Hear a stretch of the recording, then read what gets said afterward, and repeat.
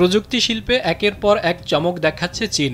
এরই ধারাবাহিকতায় এবার দেশটি এমন এক পদক্ষেপ নিয়েছে তা যে কাউকে চমকে দেবে।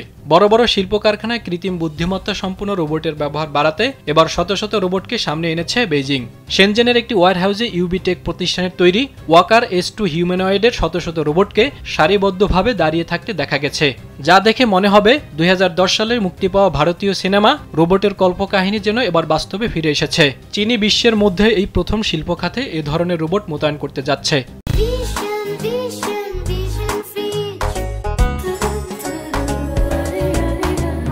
উৎপাদনকারী প্রতিষ্ঠান ইউবিটেক জানিয়েছে, এই রোবটগুলো বড় কোম্পানি বিশেষ করে BYD, জিলি, FAW, ফক্সওয়াগেন, ডংফেং এবং ফক্সকনের কাছে পাঠানো হয়েছে, যেখানে রোবটগুলো অটোমোটিভ ও কনজিউমার ইলেকট্রনিক্স অ্যাসেম্বলির কাজে সহায়তা করবে।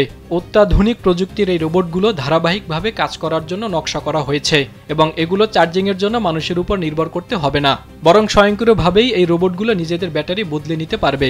এই রোবটগুলো মানুষের মতো অঙ্গ প্রত্যঙ্গ নড়াতে সক্ষম এবং এগুলো মানুষের মতোই ট্রাকে মালামাল লোড করতে পারে।